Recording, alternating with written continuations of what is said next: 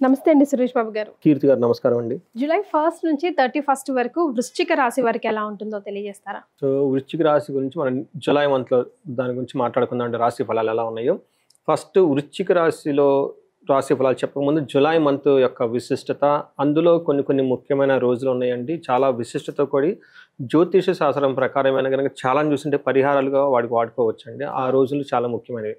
ఫస్ట్ది మనకు ఆషాఢ నవరాత్రులు, వీళ్ళకి జూన్ 26 నుంచి జూలై 4 వరకు ఉన్నాయండి. నాకు వచ్చే కాల్స్ని బట్టి చూసుకుంటే ఎవరికైతే డైవర్స్లు స్టార్ట్ అయ్యి అవి అటు ఇటు తేలకుండా హ్యాంగ్ అయ్యి ఎక్కువ కాలం ప్రొలాంగ్ ఉన్న వాళ్ళకి ఇది ఒక బెస్ట్ టైం అండి, అవకాశం. ఈ రోజుల్లో 9 days కనుక నవరాత్రి కనుక చక్కగా కనుక చేసుకోగలిగితే ఎవ్రీడే 8 తర్వాత ధూపం వేసి ఒక 1/2 hour టైం స్పెండ్ చేసి అష్టోత్తర నామాలు కానీ అమ్మవారి కనుక చదువుకుంటూ ఉంటే ఎవరి మీద కోప్పడకుండా ఒక 9 days కనుక భక్తిగా కనుక చేసుకుంటే ఈ కోర్టు కేసుల నుంచి బయటపడిపోతారండి. ఓకే. రెండోది మోస్ట్ ఇంపార్టెంట్, రియల్ ఎస్టేట్లో ఎవరైతే చేస్తూ గ్రోత్ లేక ఆగిపోయి ఉన్నారో వాళ్ళకి చేసుకుంటే చాలా బాగా కలిసి వస్తుంది. మూడోది అగ్రికల్చర్ రిలేటెడ్ ప్రొడక్టివిటీ కనుక లేకుండా ఇబ్బంది పడుతూ ఉంటే వాళ్ళకు కూడా చాలా బాగా కలిసి వస్తుందండి. ఈ వారాహి నవరాత్రులు అంటే ఆషాఢ నవరాత్రులు ఎవరు మిస్ చేసుకోకూడదని చెప్పేసి నేను కోరుకుంటున్నానండి.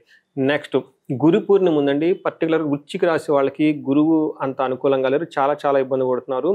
ఆ రోజున మిస్ కాకుండా గురు పూర్ణిమ రోజు వాళ్ళకి సంబంధించిన గురువులు కానివ్వండి, టీచర్లు కానివ్వండి, లేదంటే ఆశ్రమానికి వెళ్ళి కానీ మఠాలకు కానీ వెళ్ళిపోయి అక్కడ టైం స్పెండ్ చేస్తే నెగటివ్ ఎనర్జీ అంతా పోయి గురువు యొక్క కృప వీళ్ళ మీద వస్తుందండి.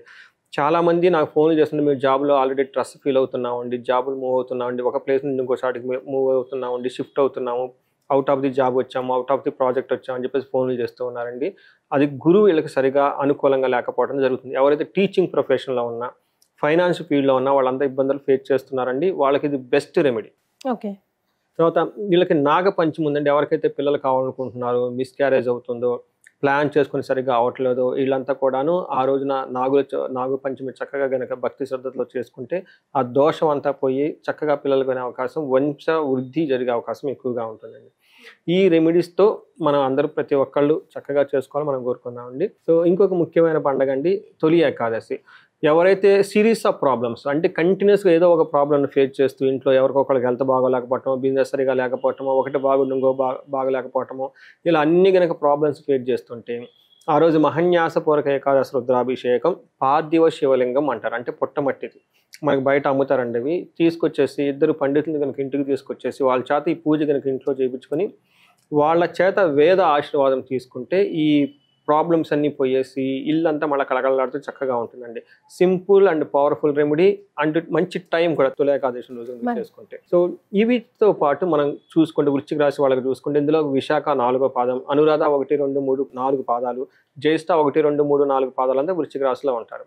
మనం గురు గ్రహస్థితి కనుక చూసుకుంటే సూర్యుడు ప్లస్ శుక్రుడు ఈ రెండు యొక్క గ్రహాలు చేంజెస్ ఎక్కువగా ఉంది. ఇవి వీళ్ళ మీద ఇంపాక్ట్ చూపిస్తూ ఉందన్నమాట. ఇందులో మనకి సూక్ష్మ గోచరం, లఘు గోచరం ప్రకారం కనుక చూసుకుంటే వీళ్ళ చుట్టూ వాతావరణం కొంచెం ద్వేషపూరితంగా ఉంటుంది, ప్రొఫెషన్లో కొంచెం ప్రాబ్లమాటిక్గా ఉంటుంది.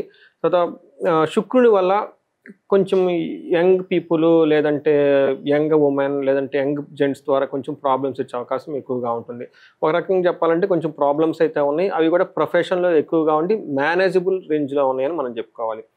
సూర్యుడు 9వ ఇంట్లో ఉండి 9th హౌస్ని చూడటం వల్ల ఏమవుతుందంటే ఇది ఎలా అని చెప్తారంటే ఒకళ్ళ మీద ఒకళ్ళు బ్లేమ్ గేమ్లో చేసుకుని ఆ బ్లేమ్ గేమ్లో వీళ్ళు కొంచెం ఇబ్బందులు పడే అవకాశం ఎక్కువగా ఉంటుంది. కొంచెం కొలీగ్స్ తోటి వాళ్ళతో జాగ్రత్తగా ఉండాలి.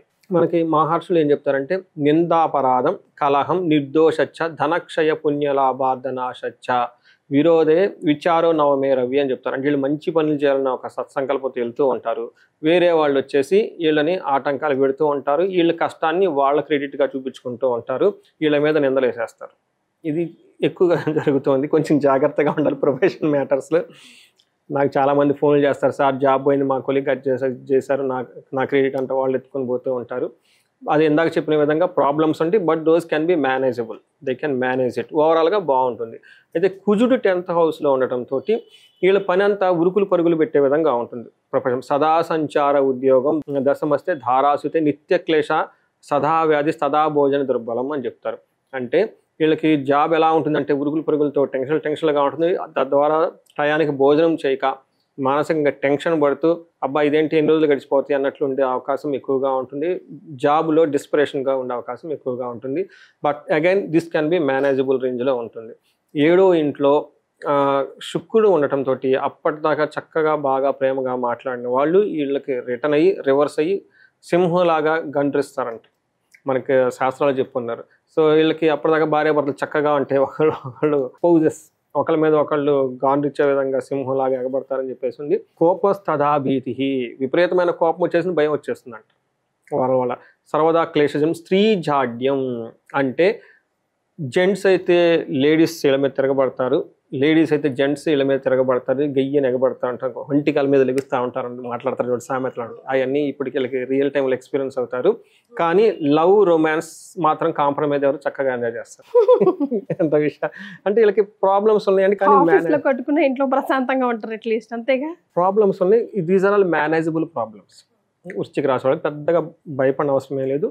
మనకి నక్షత్రం ప్రకారం కనుక చూసుకుంటే విశాఖ క్షేమంగా ఉంటారు, పరవాసము హ్యాపీగా ఉంటారు.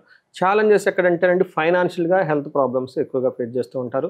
అనురాధ నక్షత్రం వాళ్ళకి క్షేమంగా ఉంటారు, చెప్పారు కదా అన్ని కంట్రోలబుల్ రేంజ్లో ఉంటాయి. ఏదైనా కానీ పరవాసము ఫారిన్ వెళ్ళాలి అనుకున్న అనుకూలంగా ఉంటుంది, సౌఖ్యంగా కూడా ఉంటారు. కానీ ఛాలెంజెస్ ఏమంటే again financial challenges, health challenges ఉంటుంది.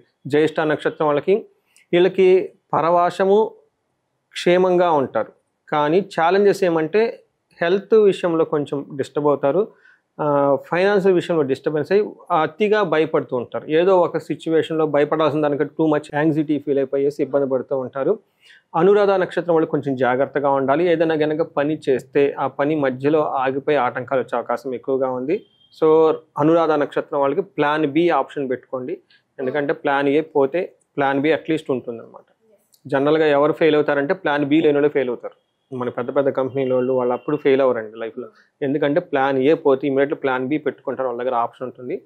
సో టూ మచ్ పొసెషన్ కాకుండా ఏదైనా పని జరిగితే లెట్ ఇట్ గో అన్నట్టు వదిలేసి ఉండండి. బట్ ఓవరాల్గా చూస్తే వీళ్ళకి ఛాలెంజెస్ ఖచ్చితంగా ఉన్నాయి, but those can be manageable రేంజ్లో ఉన్నాయని చెప్పుకోవాలండి.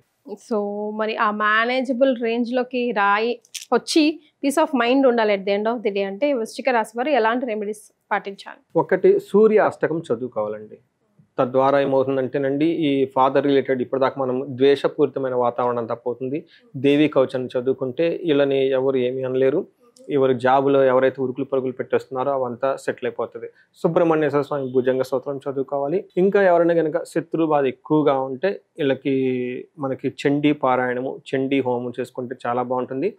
వీళ్ళకి ఇంకా బెస్ట్ ఆఫ్ బెస్ట్ అంటే లాంగ్ రన్ ఇప్పుడు ఇమీడియట్గా కనుక చేయించుకోవాలి వీళ్ళకి సుదర్శన హోమము కనుక, లేదంటే సుదర్శన మంత్ర జపము, సుదర్శన యంత్రం వాళ్ళ ఇంట్లో కనుక వేసి చేయించుకుంటే ఎలాంటి ఏమంటారంటే శత్రువులు బాధ కానివ్వండి, అనవసరంగా ఇబ్బందులు పెట్టేవాళ్ళు అలాంటి వాళ్ళు వీళ్ళు దర్జా చేరకుండా బాగా కాపాడుతూ ఉంటుందండి, బాగా పనిచేస్తుంది. So plus or minus but then రెమెడీస్తో ముందుకు వెళ్ళిపోవచ్చు అంటారు వృశ్చిక రాశి వారు. థ్యాంక్ యూ సో మచ్ అండి, ధన్యవాదాలు.